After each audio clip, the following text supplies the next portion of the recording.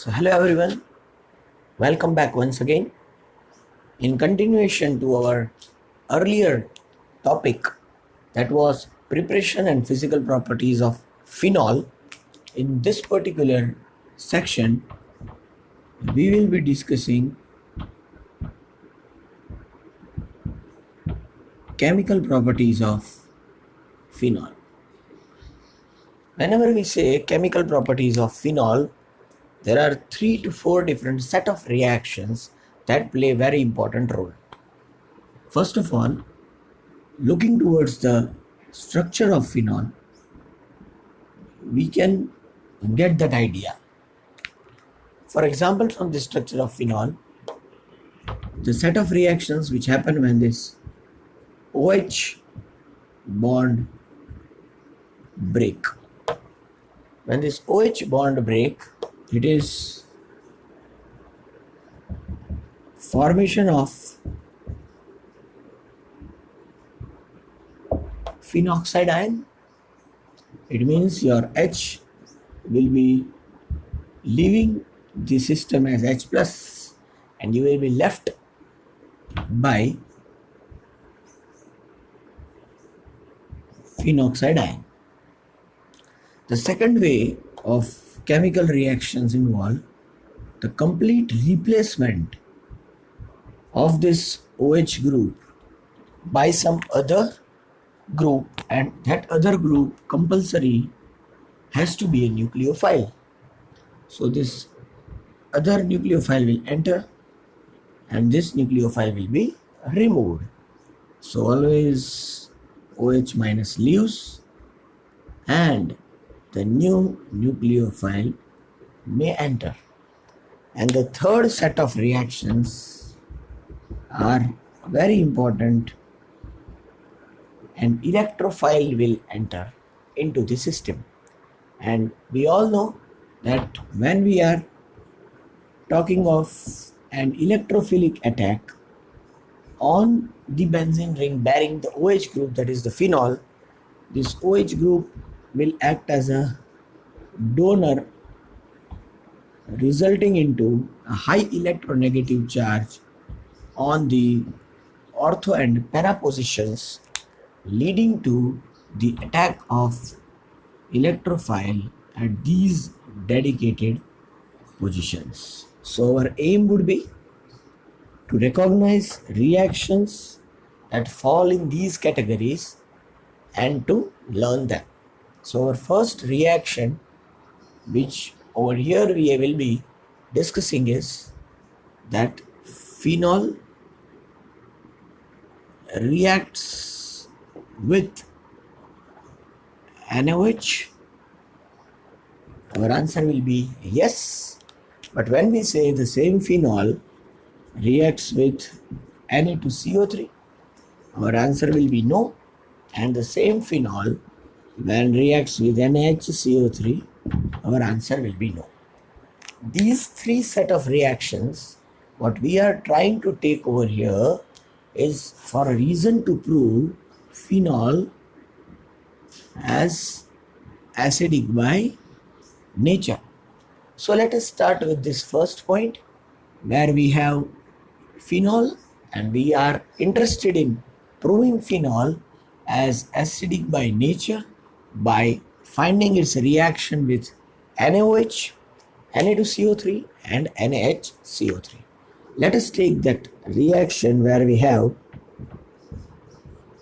phenol with us. On reacting this phenol with NaOH, it undergoes a reaction which is in equilibrium, forming sodium phenoxide and water. This particular reaction helps us in determining that it is a kind of acid-base reaction. It is a kind of acid-base reaction where phenol is forming and it is acting like an acid.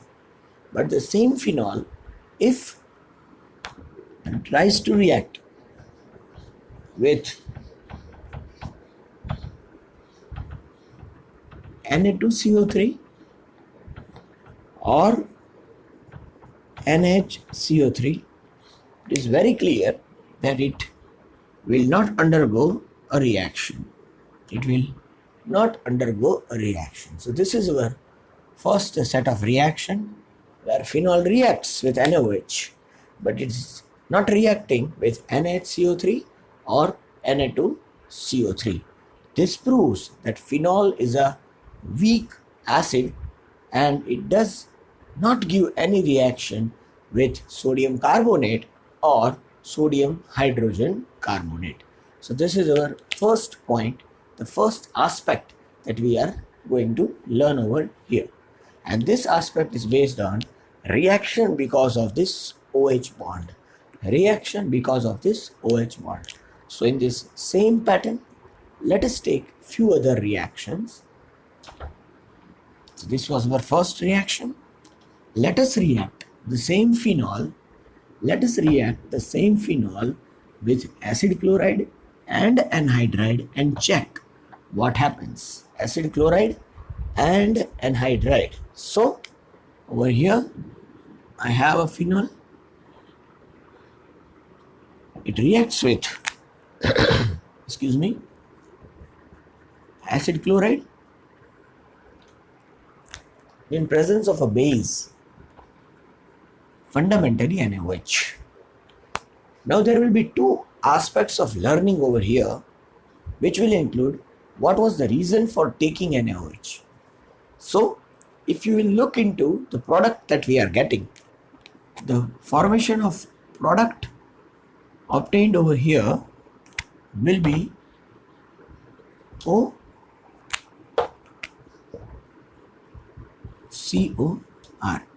So from the colors that are utilized for the marking of the product, you might get an idea what we are trying to do. So you would be left with H from here and a Cl from here. So technically hydrogen chloride. It will be going into the solution where it will react with NaOH and it will form NaCl and H2O. If at all by any chance HCl is formed, it will acidify the solution and the product won't get reprecipitated. So it is very essential that phenol on reacting with acid chloride, phenol on reacting with acid chloride should always be reacted in presence of a base, and this product that we get is an ester. The product that we get is an ester, phenyl ester should be formed. Now let us take the same set of starting material, that is phenol, but react it with acid anhydride, RCOO COR. Over here, be very clear that it will always initially break like this, one section. On the other hand, the H will be removed. The reason for removing H every time is the formation of phenoxide ion, which is quite stable. Now, the same pattern is to be followed, that it reacts with NaOH. Over here, be very clear that the H from here, the OH from here is nothing but a water molecule. The RCOO negative reacts with Na and forms RCOO Na, and whatever you are left with now, that is this OCOR, is your product. So this is how the reaction works, and you are getting ester formation. So be very clear that phenol on reaction with acid chloride as well as phenol on reaction with anhydride always helps you in the formation of ester. So these are some of the important reactions that must be undertaken while you are learning the chemical properties of phenol, which are based on breaking of the OH bond, that is the category 1 from where I started today. Now moving to the further step in the same, we will be doing a little different thing where we are interested in forming ether instead of ester, and we will call it as formyl, or rather to say, make it very clear, aryl ethers from phenol. That is interesting. Aryl ethers from phenol, a very important reaction. Aryl ether from phenol. We have heard people very specifyingly calling it as Williamson synthesis. So see what happens in this particular reaction is you have a phenol with you. On reacting this phenol in presence of NaOH, you will always end as sodium phenoxide. This sodium phenoxide, what we are getting, is to be very particularly reacted with iodomethane and heating. So very clear sodium iodide will be removed and you will be ending with OCH3. This OCH3 is nothing but anisole. This OCH3 is nothing but anisole. So starting from phenol ending to anisole, that is 1-methoxy benzene is again an ether.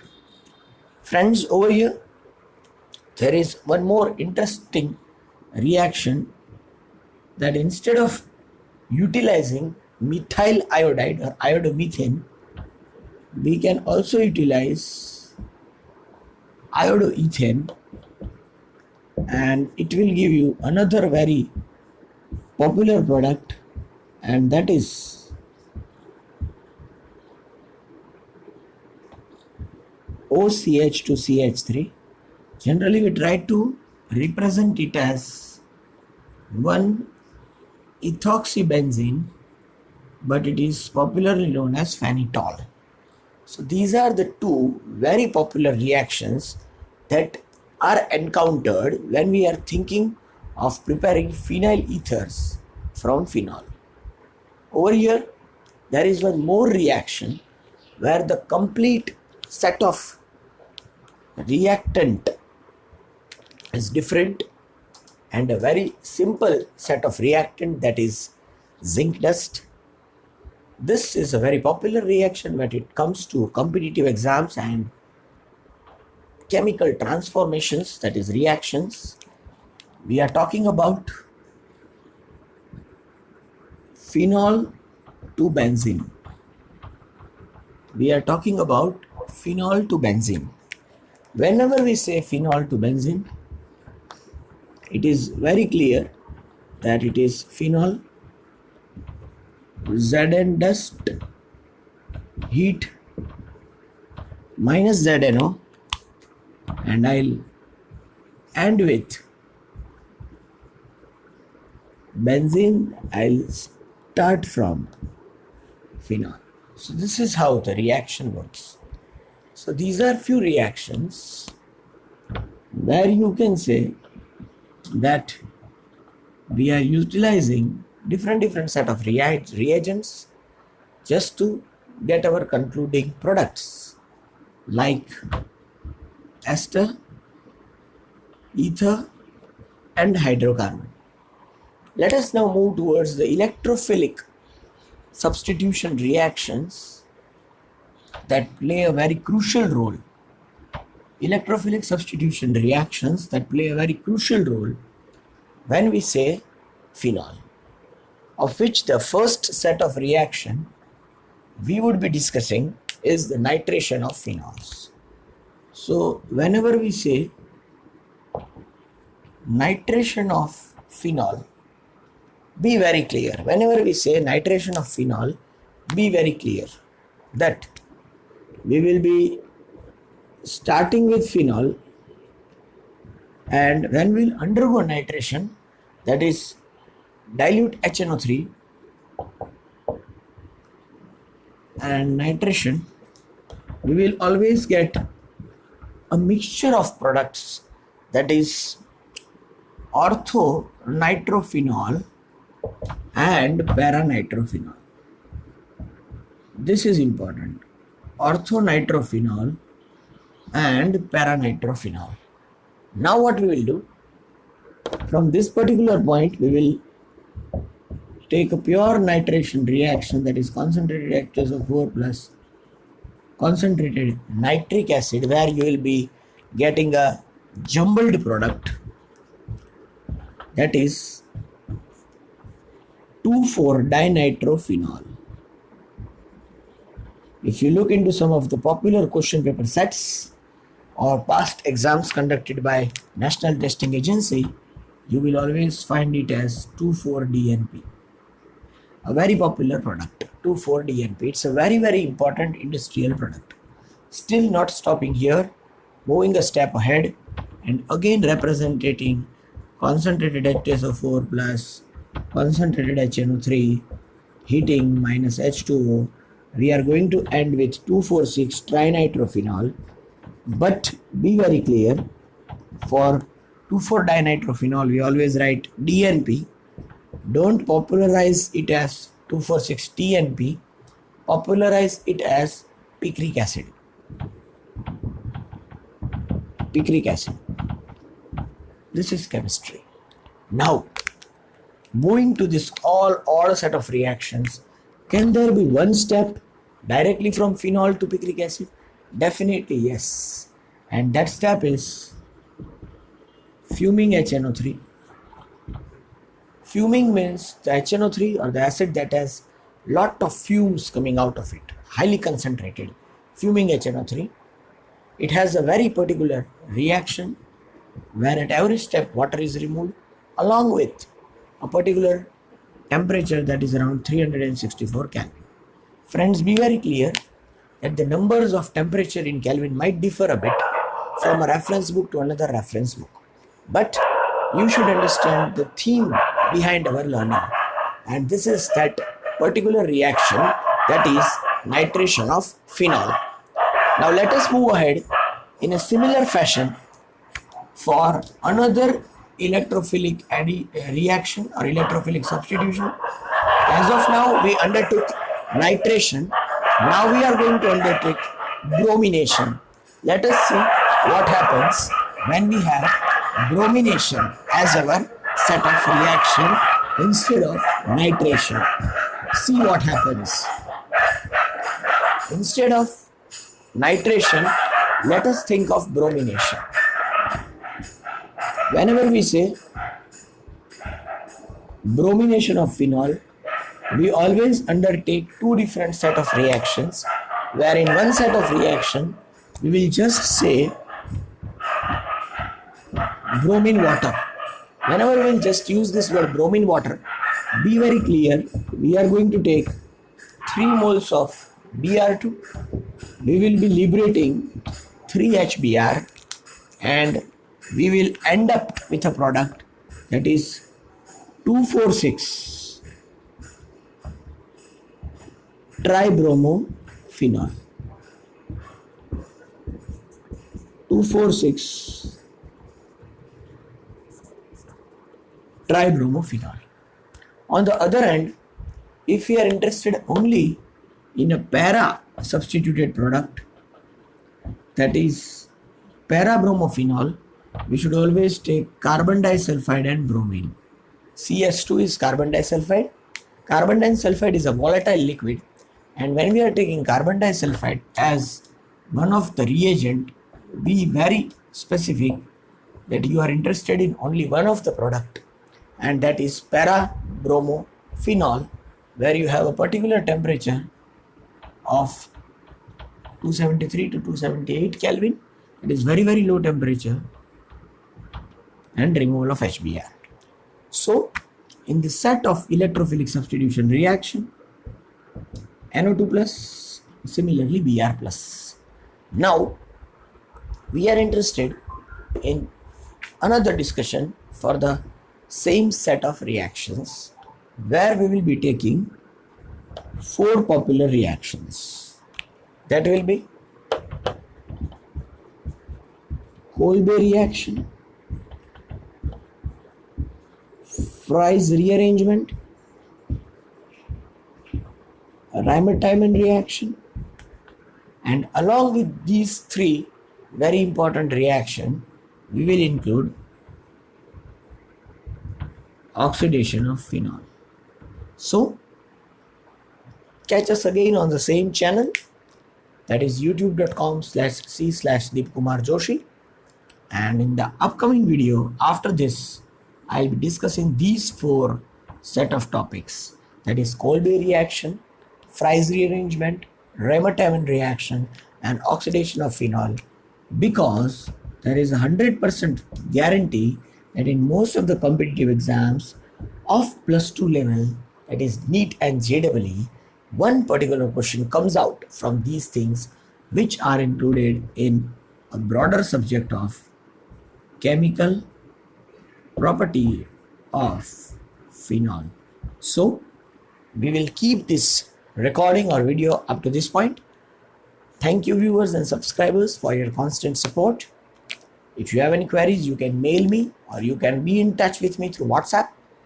Thank you once again.